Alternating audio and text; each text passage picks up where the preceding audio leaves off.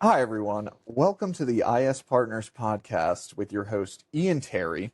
We're here doing another holiday-themed episode where we're going to explore some more CMMC-related topics. Obviously, the holiday is St. Patrick's Day, as demonstrated by this little background we have. And joining me again for this episode is Jenna Andrews, who is our lead CMMC certified assessor, heads up our CMMC program. Before we get into the actual information here, I just need to do a quick shameless plug for IS Partners. IS Partners is an audit and compliance firm specializing in a variety of different frameworks, assessments, and audit services, including SOC 1 and 2, PCI DSS, NIST, CMMC, and ISO 27001. And with that, I'll really quickly ask my guest, Jenna Andrews, to introduce herself.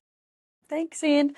Jenna Andrews here. I'm one of the directors and also myself a senior consultant at IS Partners. I primarily work in our CMMC space, which is, again, our topic for today. I think we're going to drill into ESPs, MSPs, all of those lovely acronyms to describe third parties and flow down requirements. So, yeah. It's great to be here, and let's talk CMMC. Let's do it. So CMMC kind of already gave things away a little bit, what we were talking about. I thought that was my job being the host, but that's fine. So ESPs, let's start with that. What is an ESP in the context of CMMC? So ESP in the context of CMMC is a little bit different. And this is all based around the scope and data being handled by a third party. So ESP stands for External Service Provider. A component of an ESP might be an MSP, so a managed service provider, or an MSSP, a managed security service provider. So an ESP isn't always an MSP or an MSSP. It's a lot of acronyms, a lot of confusing stuff. What boils down to it is there a third party that handles CUI and or security protection data, SPD. And I think that's what we're going to talk about a little bit, but it's really third parties, and it's just a component of third party risk management as it relates to the CMMC program. Gotcha. So maybe in the context of an entity or OSC, I should say, exploring CMMC and architecting their environment, it's very likely they're going to have a number of different ESPs rather participating, right? So for example, maybe if you were hosted in a cloud service provider environment, right, mm-hmm. they would be one of your ESPs. And then if you were, for example, outsourcing your SIEM or your cyber operations center, your SOC, whatever you want to call it, right, that might be another ESP. So mm-hmm. I figure that it's very common for you in your assessments and the different OSCs that you work with to help architect and build out their CMMC program. ESPs are like a core ubiquitous mm-hmm. element. Awesome. Correct. Interesting. So let's start. I think you kind of talked about a delineation between two types of ESPs that come into play. Mm-hmm. And that's really denoted, I think you had said, by whether or not they're handling CUI mm-hmm. or FCI, or if they're merely handling security protection data. Yes. So I think that's kind of where we wanted to gear this conversation. And one of the things I see being talked about a lot in the ecosystem, because and we're going to focus that by the latter, meaning MSPs or MSSPs that are not directly handling CUI. And the reason I think it's important that we can talk about that a little bit is because ESPs that are handling CUI, I think the CMMC requirements are pretty cut and dry. You're handling CUI, you have to meet NIST 800-171 based on federal regulation, based on, all of these things, contract requirements, all of that stuff. So when you are handling CUI, CMMC is, has to be included in your compliance program, no doubt. Where it gets kind of confusing and gray for people is the third parties, those ESPs, MSPs, MSSPs that handle only security protection data. And I have had a lot of conversations with OSCs, other assessors in the ecosystem of what should they do? What should they do? Whether or not it makes sense to do CMMC level 2 themselves, what that scope would look like. And there aren't very clear answers, but we can talk about, how we've seen it approached in the past. And honestly, I offer it as a good follow-up to this video as to others, maybe share their feedback, how they've seen it approached. That is a great point. In fact, if you're watching right now and you happen to have a perspective or some insight as to how you may be handling assessing OSCs that have a variety of different ESPs involved, very interested to hear your feedback and your comments. So I want to kind of drill in a little more on the PST, processing, storing, transmitting. ESP side first. I think one of the major points of discussion or contention or just consideration is whether or not those PST ESPs are required themselves to obtain a CMMC certification. Could we talk a little bit more, like what is that? Where's that landing? Do they need a CMMC certification or do they not? They just need to adhere to the controls, right? Short answer, if you are processing, submitting CUI as an ESP, CMMC level 2, most likely required. CMMC in some capacity required. It certainly just depends on the type of CUI, contract requirements, all that stuff. On the other side of the fence, if you are not processing or transmitting CUI, however, you are an ESP that is handling security protection data. A very common example would be MSSPs that are providing SOC services, incident response, SIEM solutions, audit logging, and things like that. They would fall potentially in this other category of only handling, processing, storing, transmitting within their infrastructure for which they manage, potentially only processing, storing, transmitting security protection data. Okay. So with that said, there is no requirement for those ESPs to obtain CMMC level 2 certification. Now, just because that isn't a requirement, what's happening in the ecosystem is ESPs are going out of their way to prepare for CMMC level 2 for a number of reasons. I think it's just a business decision that's made around compliance like anything else. I compare it similarly, we're familiar in the industry with SOC 2, ISO 27001.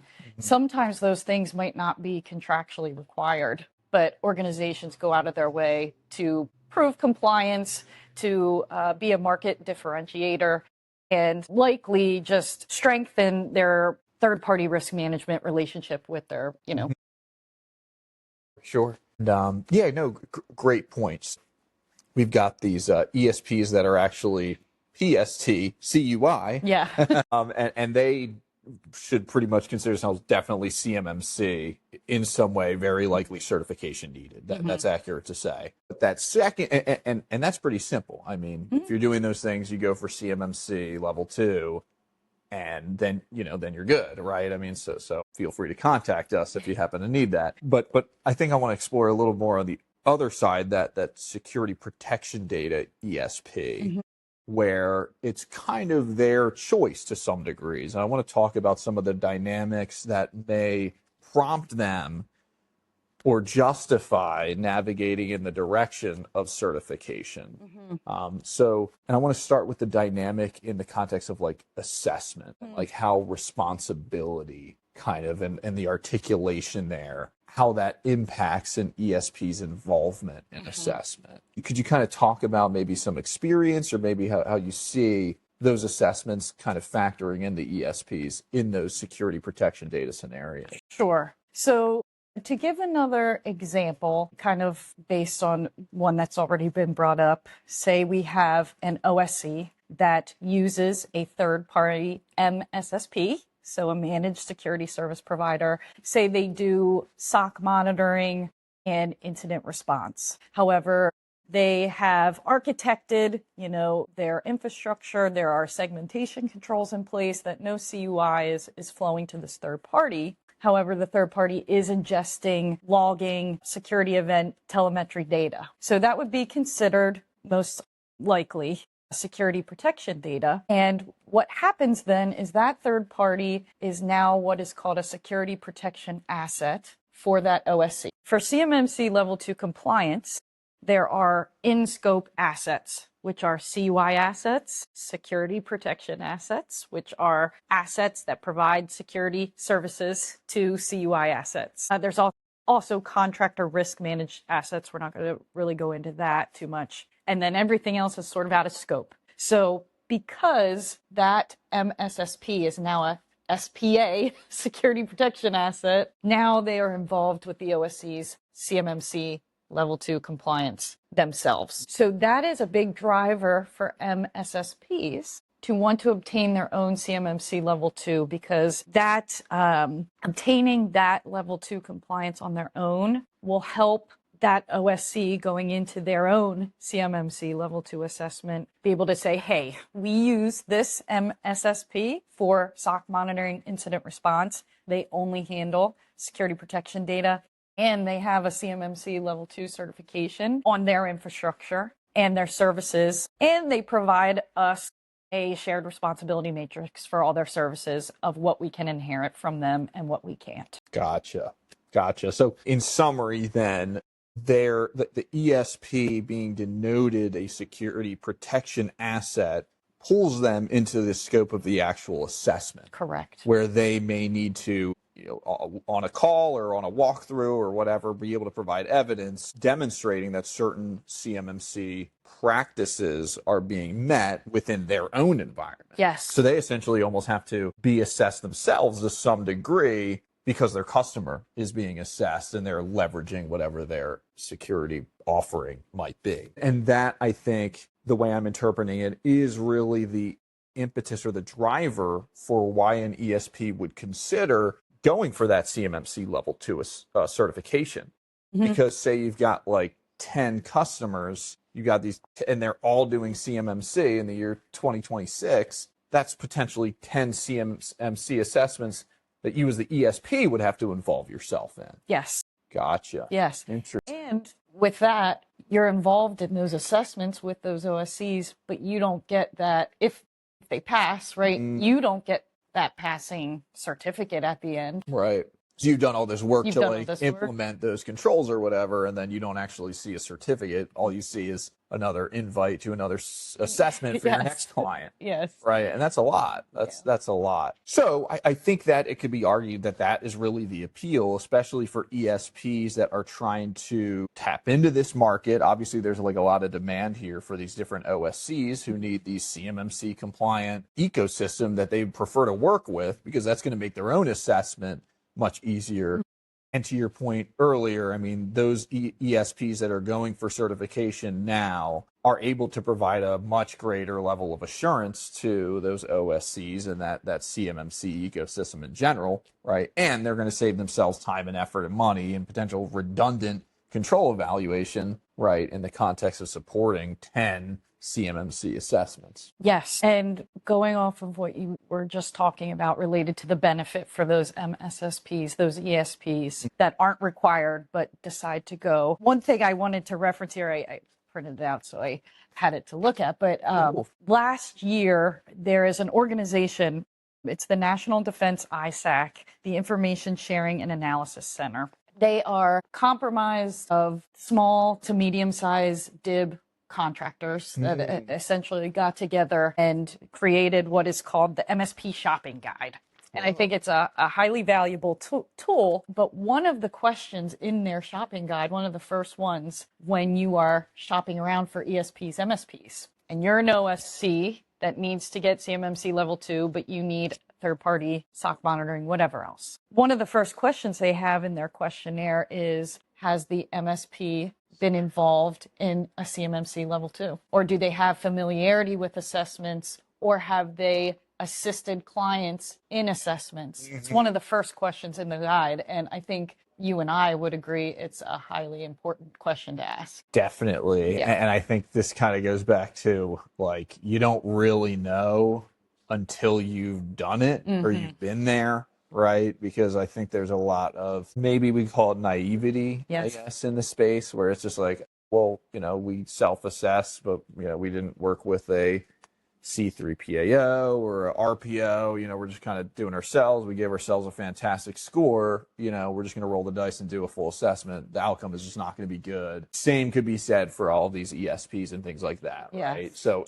whereas if an ESP has already participated in an assessment or, of course, gotten their certification itself, that is, to your point about this this little organization or this conglomerate or whatever you want to call it, that is kind of like the number one green flag you should be looking for is whether or not whoever you're looking to work with or use, if it's a company, if it's a consultant, whatever, have they actually participate in a certification assessment? That's going to be a huge differentiator. Or do they have employed with them individuals that have? Sure. Do they have assessors that have sat on assessments, observed assessments? Maybe they haven't participated, but that knowledge set, again, in the shopping guide, it's one of the first one because it's an important one. It makes me think about, too, we have experience with PCI DSS at IS Partners. We have our esteemed QSAs, Ian, yourself being our lead QSA. I would say one of the biggest challenges we face with PCI, which is kind of similar, is when organizations go from SAQ, self-assessment questionnaire, to a QSA validated assessment, which is sort of like this with CMMC, right? You go from self-assessment to a actual level 2 assessment by a third party. There's naivety, and it's just because you don't know until you know. Yeah. Awesome. And the name of that was the It's the National Defense ISAC Information Sharing and Analysis Center. They have a couple other guides I thought are wonderful resources for OSCs. There is another guide which I figure we might do another Stay Tuned podcast for, but there's another for shopping for C3PAOs. Cool. So different context to consider when looking for C3PAOs for your CMMC level 2 assessment. That's another great reference, but this MSP, since we're on the subject, I thought it was good to share. Nice. And, if you yourself are involved in creating that, how to shop for a C3PAO, I've got a great suggestion for the first criteria. Does their name start with I and in S Partners? Definitely a green flag. Top of the list. Awesome. So let's keep going down the rabbit hole of these ESPs. Specifically, my understanding is the requirements and the practices and the assessment objectives that will be evaluated in the context of a customer assessment that's going on. Those are going to be driven or informed by something called a responsibility matrix. Could you talk a little bit more about that? Sure. Yes. So for any ESP that is in scope for an OSCE, so is in scope for a CMMC level 2 assessment for one of their clients, they will need to provide what is called a shared responsibility matrix. This, again, is an industry standard for other frameworks as well, PCI being one of them. And what this matrix details is the ESP, MSP articulating which CMMC level 2 practices or assessment objectives, if they get into the granular sub-requirements, so to speak. It articulates which one of those is on their customer, which one is on them, or which ones are shared, meaning both of us have responsibilities. Without that piece of information, the OSC won't even be able to get through an assessment. It's required. So if you are an MSP and you fall in their CMMC scope, if you don't already have one now, you're going to have to work with them to create one for their compliance. Interesting. And so that customer responsibility matrix is a component. Would you also advise that like a system security plan makes sense for those ESPs as well? Funny enough, that's actually, a question in the shopping guide. You read it. I did. I know. So, having an SSP, again, is just bolstering what will probably be asked of you anyway. Now, is it a requirement? Again, no. If you are just handling security protection data, it is not necessarily a requirement. But your clients who need CMMC, they're going to ask for it. And you want to be prepared because the other MSPs who are prepared will probably get the business. Having an SSP is one of the questions that this guide recommends is OSCs asking MSPs, do you have already responsibility matrices created for me? Do you have a NIST 800-171 or CMMC level 2 SSP that I can see? And again, those MSPs that are able to provide those things will probably get the business over the ones that do not. Gotcha. And at that point, I mean, you have an SSP, you have a CRM, you have implemented the requirements. I mean, all that's... Do it. probably go for the certification. Put a lot of hours into those things because they're not easy. There's a lot of thought to go into just the responsibility matrix. We've done a lot of these For with sure. clients. I mean, this is no small endeavor. You really have to think about these things and where the data lives, how that implies who's responsible for what, and all of the different flows have to be considered. You might have multiple matrices depending on the services provided. So yeah, if you've already put all of that time and effort in, you're so far along already, it might make sense to just go for the CMMC level 2. That certainly seems like the easiest path forward to me. Yeah. That's just me. Interesting. Yeah. Okay, so we've talked about ESPs. We've talked about kind of the two main types. We talked about what the most efficient path forward is for each one, right? That being certification for if you're PST, CUI, and if you're just security protection data, could go either way. Certification probably your best bet, but you can just get away with ad hoc participating in the assessments as they arise on behalf of your customers.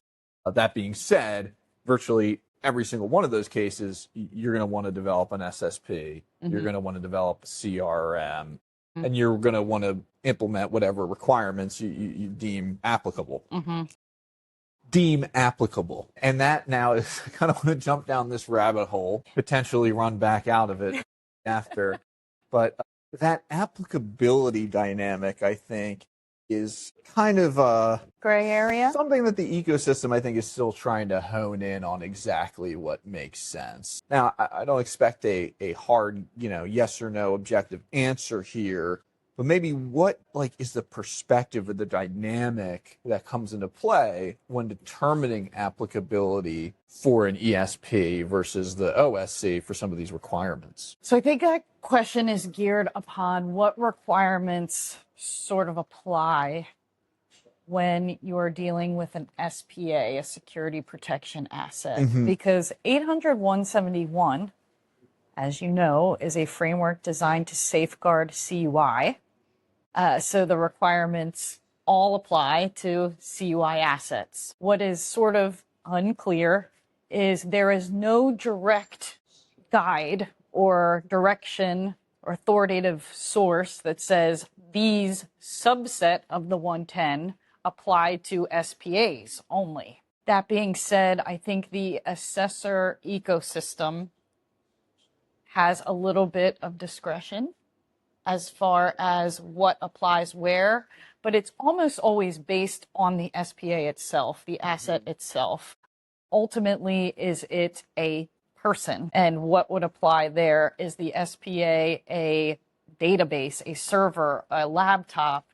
What would apply there based on the thing, the purpose, the function of that thing? Gotcha. So it's not a very clear answer initially, but once you sort out the asset itself, it kind of becomes clear what makes sense to apply. So to some degree, it's almost like those SPA ESPs need to kind of determine for themselves what is likely to end up being applicable and relevant in the context of the assessment. But unfortunately, that is purely contingent on the discretion of the assessor. Yeah. Right? If the assessor during your assessment is just like, well, you said all this was applicable, that's all good, but what about this one? I actually think this is applicable and this didn't come up, and your SSP says this, your CRM says it's not your responsibility, but I actually think it is. Yeah. That's the potential risk there. Yes. Right? And I guess that's a hard risk to assuage, but I would suggest, and maybe you could back me up on this, that working with a LCCA or a CCA or an RP to navigate and get that kind of assessor side perspective on, hey, based on what we're doing, this is our, our architecture, this is our actual service offering, this is, what we do, almost get an advisory service around applicability and scoping. Yes. Just to get that extra level of confidence ahead of the actual assessment when you're in prime time, and then the assessor's just like, well, you thought this wasn't applicable, it actually is, and it's not in place. As a result, right, nothing good's happening here. Exactly.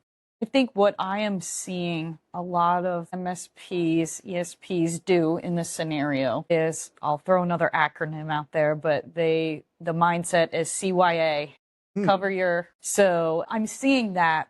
The only challenge, and I'll give you an example, there's also some challenges with that as well. So what I mean by that CYA mindset is ESPs will document even those not applicable, things that don't apply based on just the architecture, based on the services, but they're worried about that discretion. So they're kind of creating documents and procedures to be like, what if this service changed, or what if the way we handle access to the client's environments changes, then we'll do these things. What I've also found is that can sometimes be a hardship to your assessment and to the assessment team that comes in, because you're giving them all these documents, right? And you're saying, hey, we don't think these things apply, but if they were to, we have all this stuff. Anyway. But the assessor sometimes is like, but what do you mean Right. if they were to?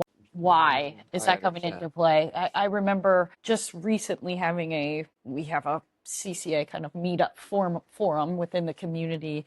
And I was speaking with a CCA who is undergoing an assessment for an MSP similarly, and they documented in there similar setup to what I described, right? They're an MSSP, they only handle SPD, no CUI. But in all their documentation, they put this caveat: if CUI were to be processed, stored, transmitted within the environment, we will And it's almost like that alone creates. Well, how could what do you mean? What is the potential for that? Exactly. Right? You're already creating crazy red flags in the assessor's head. Presumably control the flow of CUI.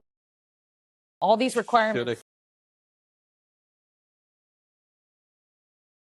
It makes the assessment harder. So I say that CYA mindset is important, but also don't just over prescribe yes. or over catastrophize. Yeah. Great way to put it. I understand. It's important. I guess just being explicit as to what the boundaries are. Yeah. And it's just like, this is what it is. And we don't need to go through this like hypothetical exercise of like every worst case scenario and account for that, because that's actually going to make it worse. Right, exactly. Yeah. And at the end of the day, any good cybersecurity professional will tell you that, the risk is never going to be zero anywhere. Never. Right. Or that one of my favorite financial modelers, Tom Lee, likes to say, zero is always a possibility. But we all know that already, so we don't need to like add it all into our SSPs, right? Exactly. And over explain, and then end up just creating red flags in the assessor's mind, because we're not explicit in what our boundary is and what the expected flow of CUI is, if it's even there at all. I would say the number one issue across the board with OSCs, SPs, MSSPs going into CMMC level 2 is scope. If your team doesn't have a clear understanding of the assessment boundary and you are absolute on it, you've thought these things through, you see how the data flows, you've gathered enough data to understand that you are covering all elements of the environment for which is being assessed. If you don't understand that completely going into assessment, these what if scenarios and stuff will really cause spirals. They'll cause sidebar conversations. You really have to go into these assessments, to your point, going, here is what it is. We don't handle CUI. No what if scenarios. Right. There's always a what if. There's always a risk. But from day-to-day processes for how you anticipate to provide services to the OSC, this is what it is. Not, well, if the client asked us to do this or do that. No, we're not. You're not doing that. So as long as you go into the assessment with those very clear boundaries. Understood. Awesome. Well, I'm not sure the microphone picked it up, but my stomach may be growling at an audible level right now. So I think we just about reached the end of the podcast this time. Jenna, as always, you've been a fantastic participant. Truly enrich the company, certainly, and enrich, hopefully, our viewers' understanding of CMMC as well. One more plug here. We are IS Partners. We are an audit and compliance firm specializing in a number of cybersecurity assessments, audits, and frameworks. And feel free to check us out on our website at www.ispartnersllc.com. Today, we discussed a number of interesting dynamics in the CMMC ecosystem, specifically as they apply to ESPs, and we hope you found it interesting. And with that, I will be signing off now. Have a fantastic St. Patrick's Day. Thank you.